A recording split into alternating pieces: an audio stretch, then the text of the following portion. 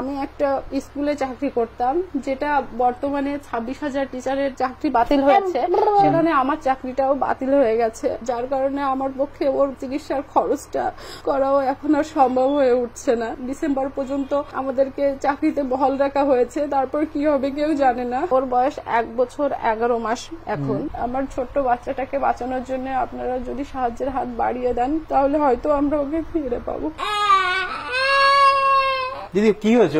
ওর একটা বিরল রোগ হয়েছে, যেটার নাম MPS 2। এটা সাধারণত 1.5 থেকে 2 লাখ লোকের মধ্যে একজনের হয়ে থাকে। এটা এতটাই জটিল যে এর ট্রিটমেন্ট, তেমন কোনো ট্রিটমেন্ট ইন্ডিয়াতে নেই। এর জন্য যেসব ওষুধ হয় সেগুলো জার্মানি বা ইউকে থেকে নিয়ে আসতে হয়। তার কস্ট অনেক বেশি, এতটাই বেশি যে সাধারণ লোকের পক্ষে ব্যয়ভার বহন করা অসম্ভব। ইয়ারলি 80 থেকে 1 কোটি টাকার ওষুধ লাগবে এবং বড় হওয়ার সঙ্গে সঙ্গে এর পরিমাণটাও বাড়তে থাকে।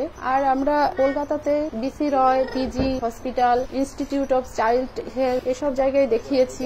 ডক্টররা বারবার একই কথা বলেছেন, এই রোগের অন্য কোনো ট্রিটমেন্ট তাদের কাছে জানা নেই। এই রোগের কোনো ট্রিটমেন্ট এখন দেওয়া সম্ভব নয়, একমাত্র এই ওষুধ, যেটা আমাদের সাধ্যের বাইরে।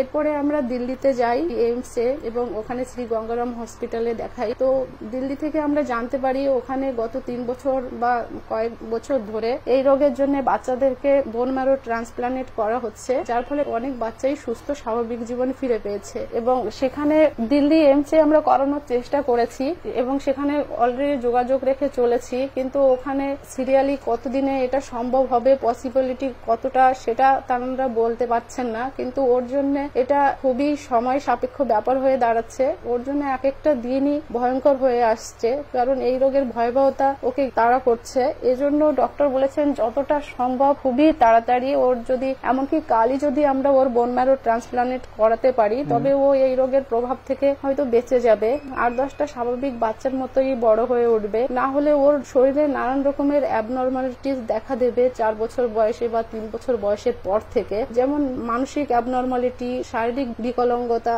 এগুলো হবে এবং হাইয়েস্ট 15 থেকে 20 বছর বয়স পর্যন্ত ও বাঁচবে। ওর বয়স কত এখন? এখন ওর বয়স 1 বছর 11 মাস। এই জন্য ডক্টর বলছিলেন যদি 6 মাস বয়সেই বোন ম্যারো করানো সম্ভব হয়, বাচ্চাদের পুরো রিকভারি হওয়ার পসিবিলিটি বেশি থাকে। তার জন্য আমরা চেষ্টা করছি যাতে ওর এই প্রসেসটা করাতে পারি, কিন্তু তার জন্য যে বিরাট অ্যামাউন্টের একটা টাকার দরকার। ডক্টর প্রায় 43 লাখের একটা এস্টিমেট দিয়েছেন, যেটা আমাদের পক্ষে ব্যয়ভার বহন করা মোটেই সম্ভব নয়। 43 লক্ষ টাকা। 43 লক্ষ টাকা। কারণ আমার পরিবারে ওর বাবা একটা প্রাইভেট সেক্টরে জব করতেন, কিন্তু ও এতটা বেশি অসুস্থ থাকতো যে ওকে বারবার হসপিটালাইজ করতে হতো, সেখানে একজনকে থাকতে হতো। তো সেই সময় ও বাড়িতে চলে আসে। আর আমি একটা স্কুলে চাকরি করতাম, যেটা বর্তমানে 26,000 টিচারের চাকরি বাতিল হয়েছে। সেখানে আমার চাকরিটাও বাতিল হয়ে গেছে, যার কারণে আমার পক্ষে ওর চিকিৎসার খরচটা করাও এখন আর সম্ভব হয়ে উঠছে না। কারণ আমাকে এখন এই পরিস্থিতিতে আমার ডিসেম্বর পর্যন্ত আমাদেরকে চাকরিতে বহাল রাখা হয়েছে, তারপর কি হবে কেউ জানে না। আর এই অবস্থায় আমাকে কোনো জায়গা থেকে লোনের অ্যাপ্রুভ করবে না, আর ওর জন্য সময় খুবই কম। এই জন্য ওকে বাঁচাতে হলে আমাদের খুব শীঘ্রই চিকিৎসার ব্যবস্থা করতে হবে। সেই জন্য আমরা আপনাদের সাহায্য প্রার্থনা করছি। ওর নাম কি দিদি? আরুষ বণিক।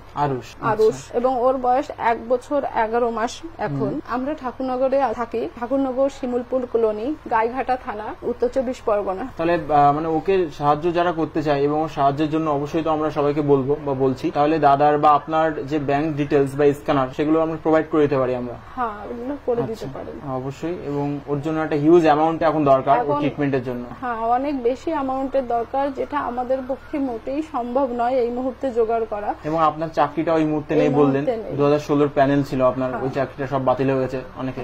এবং দাদার চাকরিটাও, প্রাইভেট জবটা এখন নেই। তো এই পরিস্থিতিতে দাঁড়িয়ে ওর জন্য আমরা কোন রকম চিকিৎসার ব্যবস্থা করতে পারছি না, যেহেতু একমাত্র চিকিৎসা এটাই যে ওর বোন ম্যারো ট্রান্সপ্লান্ট করলেই ওর স্বাভাবিক বাচ্চাদের মতো বেড়ে ওঠার সম্ভাবনা রয়েছে এবং স্বাভাবিক মানুষের মতোই ও বেঁচে থাকবে। তাই আপনাদের সাহায্য প্রার্থনা করছি। আমার ছোট্ট বাচ্চাটাকে বাঁচানোর জন্য আপনারা যদি সাহায্যের হাত বাড়িয়ে দেন, তাহলে হয়তো আমরা ওকে ফিরে পাবো।